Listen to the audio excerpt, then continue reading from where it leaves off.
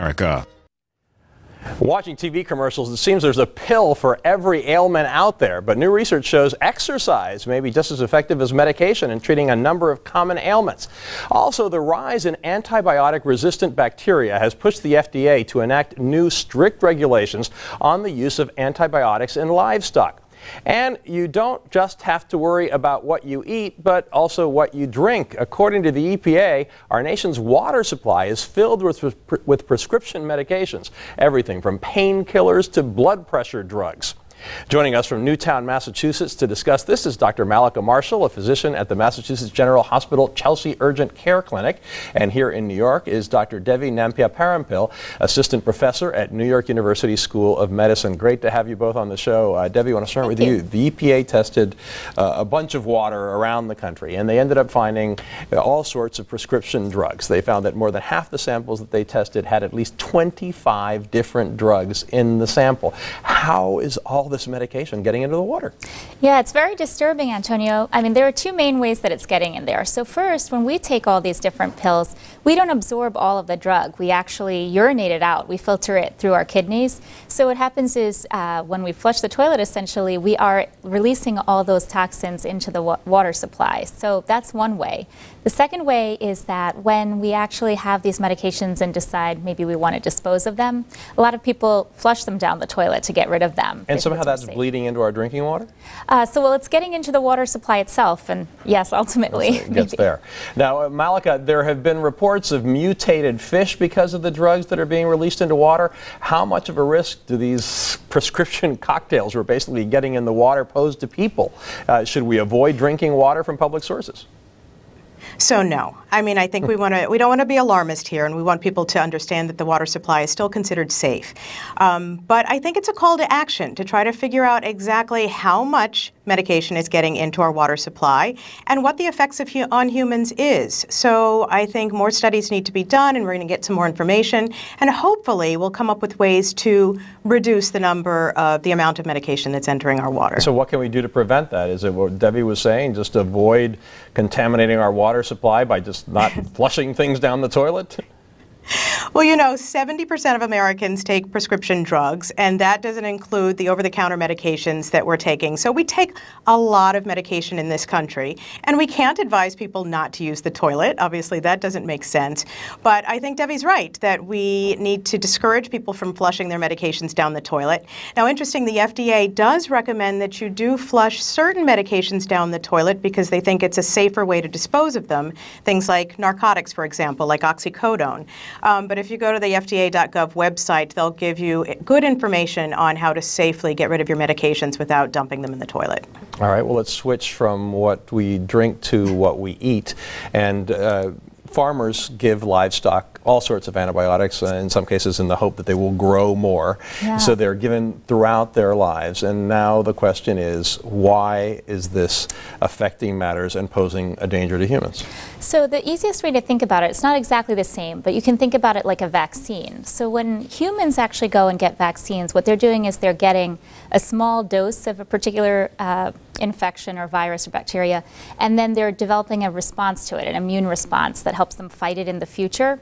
So this is kind of like the same thing. When we have all these antibiotics out there in feed and water and food, and then these livestock are being exposed to them, the bacteria are also exposed to them. So they're essentially being vaccinated against antibiotics. So they're creating resistance to the Exactly. antibiotics. And then what kind of a danger does that pose to humans? Is there a danger of these superbugs that we can't kill with any antibiotic? Well, that's exactly it. And so some of them are already starting to form. So we're seeing superbugs already, and sometimes there are estimates that over 20,000 people per year may be dying from these antibiotic-resistant bacteria. And how bad can that get? Well, it can it get to the point where antibiotics are just simply not effective against anything? In theory, it could. I mean, I don't want to be alarmist either, but yes, I mean, if bacteria are exposed to all these different antibiotics and they develop that resistance, then yeah, you could create superbugs that nothing can get to. And Mallika, isn't there a danger of a vicious circle happening here? Because farming actually takes up or buys the vast majority of the antibiotics sold in the United States. In 2011, almost 30 million pounds of drugs were used for livestock. Only under 8 million pounds were prescribed for people, and antibiotics are not that profitable for the pharmaceutical industry as opposed to some of those pills that people just take for years and years and years. So this will make those antibiotics even less profitable. Isn't there a danger that then we'll see less research and development money and that we won't have new antibiotics that can fight off these superbugs? This is a big problem because, as you mentioned, it's actually very expensive to do research and development for an antibiotic. So drug companies spend all this money to create an antibiotic. Patients, they take it, but they don't take it for long periods of time, so it doesn't end up being that profitable, and then all of a sudden the germs are creating resistance against it. So already pharmaceutical companies have been shying away from developing new antibiotics. Now add to the fact that we are not only are creating superbugs, but have created superbugs. I mean, there are gut bacteria out there that honestly none of the medications we have can effectively treat. So you take superbugs and you add the fact that pharmaceutical companies don't want to create new antibiotics to combat those. This is a major public health threat. And I'm sure you're both seeing it as you both work at major hospitals. Devi, let's move on to this other study that shows that exercise is actually as effective as some medications. As someone who recently went on statins because finally my cholesterol went too high, medication worked great for me. My cholesterol took a dive. But again, maybe I could have avoided it if I exercised more?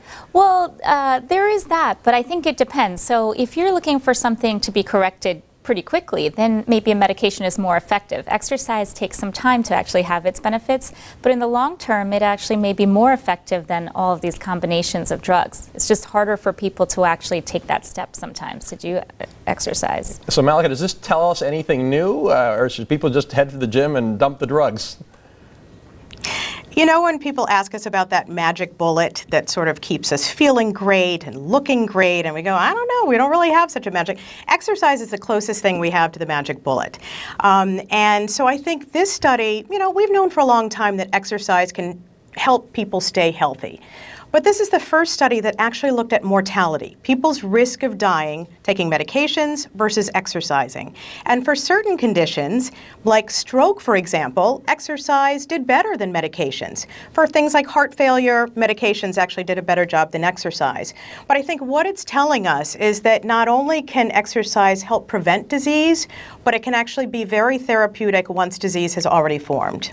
So this study, as Mallika says, does give us more incentive to exercise. Yeah, definitely. Well, I guess we'll I can tell you that, I'm sorry to interrupt, No. I can tell you I am not one who likes to exercise, believe me. And so for many of us, there's a mental barrier. There might be a physical barrier for a lot of people. There might be an emotional barrier and even a financial barrier because it's not always convenient or cheap for people to actually exercise on a regular basis, and it can be very time-consuming.